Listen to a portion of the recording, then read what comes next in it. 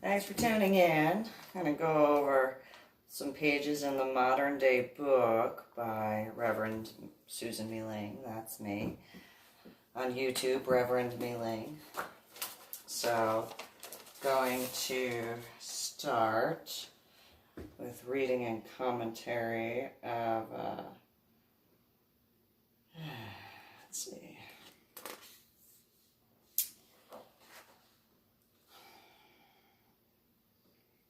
Page 218. Back to more serious notes and in reference to the chapter of referencing the different forms of domestic and/or spiritual and/or religious terrorism. An example would be when Cactus Jack, also known as Jeffrey Kirkendall Jr., and the 151 Road Warriors, or Teeny Baby Road Warriors, had done what they had during the week of Fiesta, or time of Fiesta, in San Antonio, Texas, to that event, as well as the city of San Antonio, the state of Texas, as well as the 5 military bases involved. So I'm going to really quickly just kind of do a breakdown of that event. So I've discussed it before with people over the years, and then I've explained a little bit on some of the YouTube videos. I was on... I don't consider it, but he calls it just another channel. It's not just another channel. Anyway, in reference to the 151 Road Warriors. So Cactus Jack got the nickname of Cactus Jack because he landed on some cactus during a field exercise during ROTC, or Reserve Officer Training Corps. And instead of being not like he could be similar to Mad Dog Mattis, but instead of being like Mad Dog Mattis and taking that nickname of Mad Dog Mattis, or in Cactus Jack's case, Cactus Jack, and turning that meaning into something that would make the enemy fear you. And you know, when on the battlefield, your soldiers respect you. Because Cactus Jack could have been turned around really easily and be like, yeah, I'll be a thorn in your side, I'll do that, you know. Instead, Cactus Jack, or Jeffrey Kirkendall Jr., unlike Mad Dog Mattis or General Mattis, James Mattis, General James Mattis. Unlike being like General James Mattis, Mad Dog Mattis, whatever, and being like, yeah, that's right, I'm a mad dog, I'll chew you up and I'll spit you out. That's right, I will rip you to shreds with my teeth and I'll get my soldiers to handle business. Take care of stuff while taking care of my soldiers on the ground. Or Marines, because he was in the Marine Corps. My bad. I'm sorry, Marines. I'm not trying to be mean to the devil dogs. I know that there's a difference. But in that reference, instead of being like Mad Dog Mattis and being like, yes, I'm going to handle you. Although he much more ferocious than that.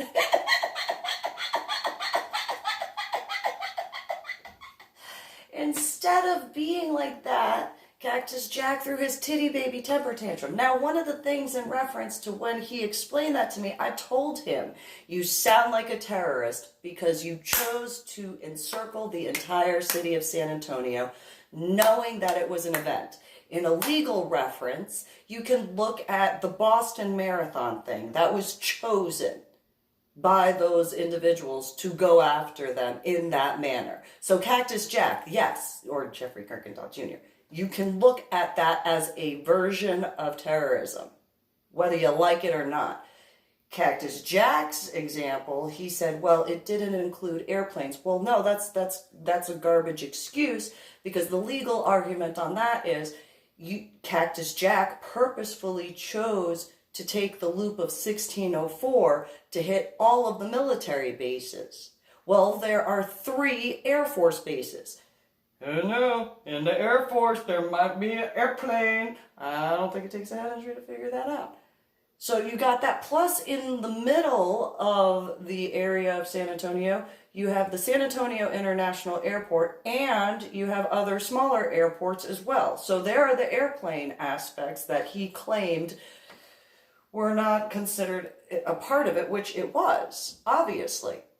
Then, again, I told him, you better like realize how lucky you were that none of the veterans, none of the active duty, none of the National Guard, and none of the reservists instantly just shot him, because there's some really good shots. Guys know how to do that. It's a military town. And so every example that he had given in reference to trying to say that it wasn't, I told him, no, you sound like a terrorist. He chose to consider it, and in this consideration, he chose to view the movie Mad Max that had the actor guy that was going to be at the Alamo Draft House as a religious aspect.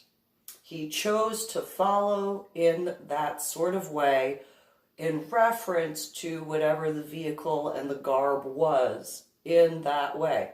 In regards to, if you look at Catholic ceremonies, and not just Catholic ceremonies, but even Hebrew ceremonies and stuff like that, they have a specific ritual garb that they wear when performing their religious ceremonies. So you can kind of correlate certain things like that. Then, in reference to choosing the aspects of the event itself, and then having multiple cultures and everything like that involved because of his former girlfriend, Jamie Robles,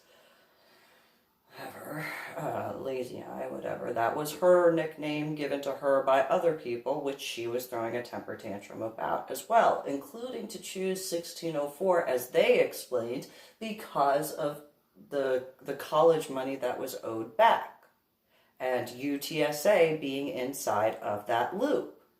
Whatchamacallit, and then Jamie Robles wanted to be infamous because of the, art degree that she didn't want to pay the money back to, and it's like, well, then, number one, pick art that's actually gonna be able to be something different, if you want that. And then number two, if you want infamy, be careful what you wish for, because that sort of infamy that you tried to portray still sounds like terrorism. And so, in that sort of way, so you have the physical aspect where you have the 1604 loop, the 5 different military bases, all of the people involved. Emotionally, they purposefully wanted to cause havoc. They thought that it would be funny to do that. They thought it was a great prank, a great joke to play on the city of San Antonio and the state of Texas. I told them it wasn't. They didn't want to believe me. Mentally, the amount of guys in the 5 different military bases, the different law enforcement guys, the fire department guys, the EMS guys, all of the civilians that drove off the side of the road because of seeing the military-ish vehicles that Cactus Jack and Jamie Robles picked, that sort of thing kind of does go into that sort of thing. As far as spiritual, I already went into that, but then if you look at the sexual aspects, does Hollywood sexualize stuff? I think it does. I think it does. I think so. So, in that reference, now giving a secondary reference beyond the Boston Marathon thing, because Cactus Jack and Jamie Robles, or Lazy Eye and Jeffrey Kirkendall Jr., they gave the example, well, 9/11 was considered a terrorist attack. Yeah, you're right. It was. I don't see in certain ways how it's any different, but, because you want to clarify it in that regard, Cactus Jack, as the, overseas guys going in, well, there is a thing called domestic terrorism, and he said, no, there's not. I said, yes, there is. And if there's not an actual irony, clarification of it, well, then fine. I'll clarify it. Which is essentially what I'm doing at this point in time, I realize. So, using myself as a reference.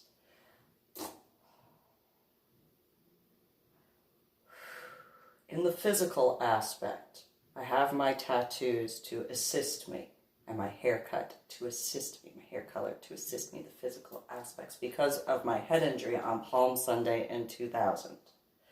Headaches, migraines, cognitive disorders, went from college algebra with trigonometry and calculus to second grade math. In that regard, because it is known, I have not hidden that I've had the head injury, the issues from it, etc. Anyone that would purposefully change the way they physically look because they don't have the markings of tattoos that cannot be changed, to purposefully mess with the mental aspect of my memory, that technically could be considered as a form of terrorism, especially in regards to my Medal of Honor art project, which goes into the cities and states and all the places that I had gone through, since I'm a stay-at-home mom at that time, but I'm medically retired from the Army for the United States of America's Armed Forces. By technicalities, you could even do a secondary argument in reference to being a domestic household mom when taking care of my children. In reference to the emotional aspect, obviously anybody who understands what the Medal of Honor award is, not just myself, of course, that understands and comprehends what it takes to earn a Medal of Honor. The emotional destruction in that regard for causing problems in reference to the aspects of changing the numbers of the actual Medal of Honor recipients to be found, to changing the stuff in reference to the commendations that were actually earned and awarded in comparison to what I found online. Doing that is a form of terrorizing. And not forgetting the fact that, obviously if someone like Cactus Jack, also known as Jeffrey Kirkendall Jr., chose to be a part of that, and or any of the people of the 151 Road Warriors, that whole aspect, he obviously had an issue with the military. So he stood there, meaning Cactus Jack, stood there when I got yelled at by my now dead ex-husband for saluting the American flag and saluting the Texas National Guard during the graduation. I got yelled at, and I'm sure that on a military boast, there might just be a camera somewhere that would be able to verify that I got yelled at for saluting the American flag and the Texas National Guard for the Armed Forces Army branch of the United States of America during their graduation ceremony.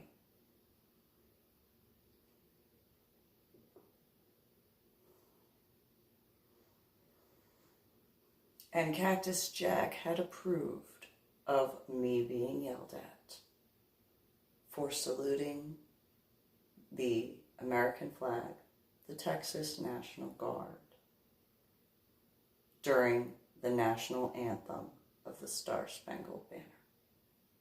So, reproving his history and patterns of behavior of having a problem with the military, because he wasn't good enough to graduate ROTC, to actually be in the military. And instead of bettering himself in another way, he chose, if hypothetically he had a part to play in reference to causing problems for my Medal of Honor art project, that would be a continued pattern of behavior. And to purposefully cause my children and I, meaning, yes, my son and my daughter, but also in reference to the fact that when people have come to talk with me about certain things, I have given certain ideas in reference to law enforcement as well as military strategic planning for the United States of America's Armed Forces. He had seen that a time or two. Knowing that, in turn, despite the fact that obviously I'm not the President of the United States of America. I don't look like Donald J. Trump now, do I? No, I do not. I look like me. And so, in that regard of purposefully getting involved with that to cause problems for such, because in the state of Texas, how easy was it for people to just come up to me, ask me a question, and then very. In the state of Washington, it wasn't that easy, obviously. And then on top of which, the aspects of my Medal of Honor art project. It having a specifically direct, not an indirect, a specifically direct attachment, because you only earn the Medal of Honor during wartime. And you have to be a part of the United States of America's Armed Forces, whichever branch, to earn the Medal of Honor. You don't earn the Medal of Honor as a civilian. You earn the Medal of Honor being a part directly of the United States of America's Armed Forces.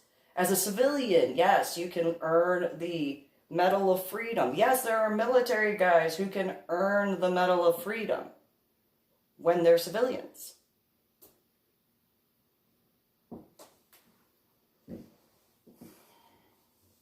I did make the joke that each hotel I stayed at, I considered it the home base.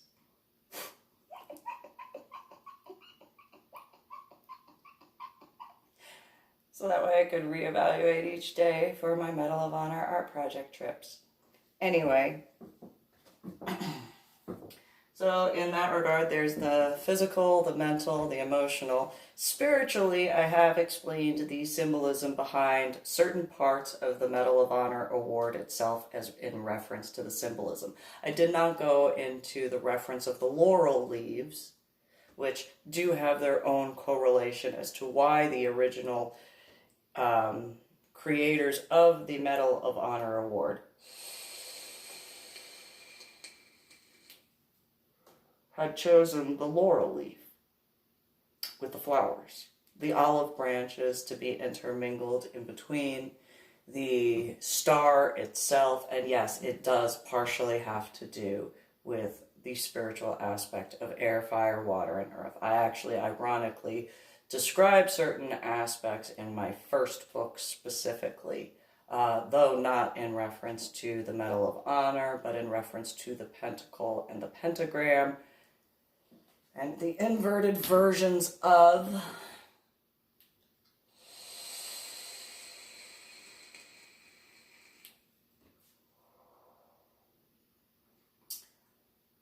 but also there are plenty of people who view being a patriot as spiritual because of the fact that it is comprehended, known, and understood that without the constitutional rights of the United States of America, the rights and privileges that so many civilians have in this day and age, in this era, would not exist. As I have explained many times before, for over many, many years, not just at the comedy club in Washington State, Seattle area, but including in the BDSM, LGBTQP, and swinger lifestyles. If it was not for the various individuals throughout the different branches of the United States of America's Armed Forces fighting for and keeping those rights for every man, woman, and child, the era that we are living in, the rights that we have in this day and age would not be. For the people who tried to attack me and tell me that I was too patriotic, not just my dead ex-husband when he was alive, not just Cactus Jack or Jeffrey Kirkendall Jr., but even a lot of people throughout those communities, they would not be able to have their communities if it wasn't for those soldiers of each branch and each division.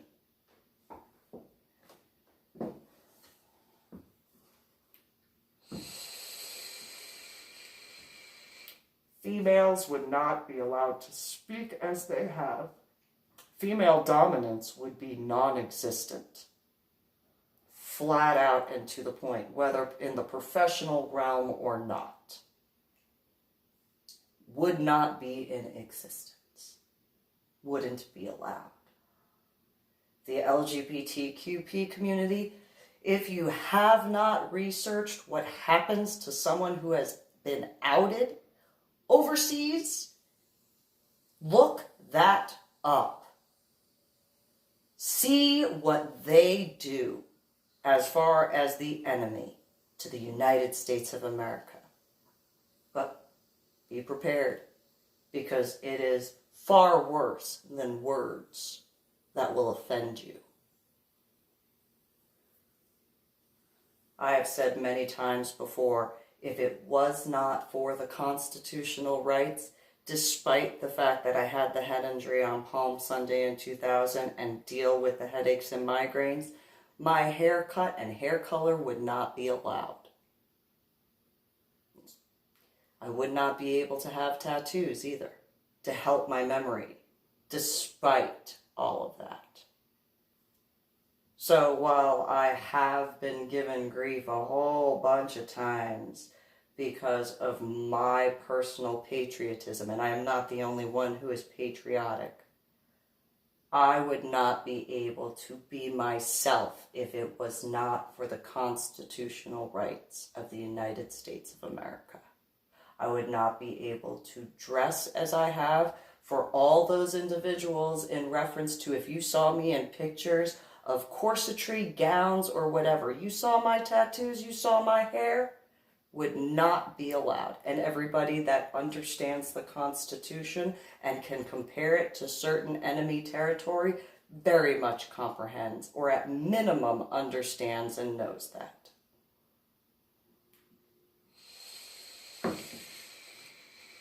I am not the only person who uses tattoos to assist with certain things.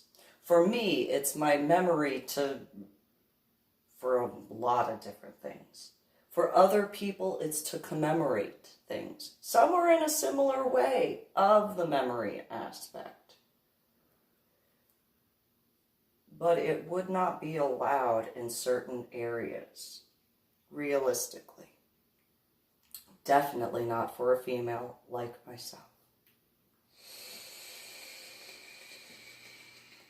So, to correlate between the 151 Road Warriors and Cactus Jack and Jamie Robles or Lazy and Jeffrey Crocodile Jr., what they did in their planning, I would guesstimate the CIA and FBI, as well as military guys, would be able to be like, yeah, in a domesticated way or a softened way, it's similar to what happened on 9/11, including in reference to those who caused problems in who I call the cherubim ones, in reference to my Medal of Honor art project. Because of the different cities, the different states, the issues as far as the different technological problems, already knowing that I had issues with technology and taking advantage of that. And for those who want to say that they weren't, or it's only radicalized Muslims, okay. Radicalized Muslims do not allow females to be themselves. Radicalized Muslims do not allow females to choose what they wear. Radicalized Muslims do not allow females to wear their hair the way they want. Radicalized Muslims don't allow the female to choose her sexuality, mainly just be herself. Radicalized Muslims go and force their belief system on the female. Radicalized Muslims force a marital aspect. Radicalized Muslims go and terrorize those associated with. Radicalized Muslims, do you see a pattern of behavior in reference to anybody that caused problems for my Medal of Honor art project? Radicalized Muslims and the cherubim ones.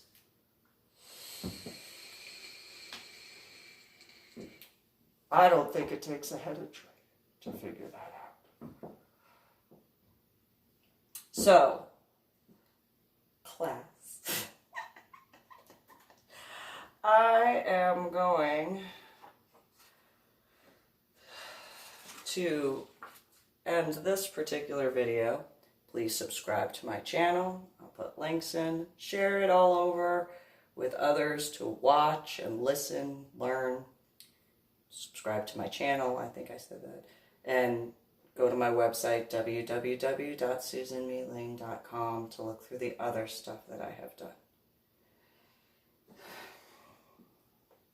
And if my ex-sister-in-law, Mary Evangelina Nichols Osteen, was a part of it, and or anyone else, as far as my ex-in-laws, probably Susie Mary Nichols Lopez, if, hypothetically. More so, I see Mary Evangelina Nichols Osteen being a part of that, to be honest, in my opinion. Because of the issues in reference to scuba diving, as well as many other things. And if those, as whoever under the label of cherubim ones, messed with the different relationships I was in, then there goes into the sexual aspect, the way radicalized Muslims are. Not the peacefully balanced ones. Peacefully balanced Muslims understand the way things have changed. It's the radicalized Muslims that have been an issue. Not all Muslims, only the radicalized Muslim ones. And if cherubim ones wanted to take that into their particular views and their particular beliefs, there is no place for radicalized Muslims in the United States of America, my opinion. I don't think I'm the only one, though.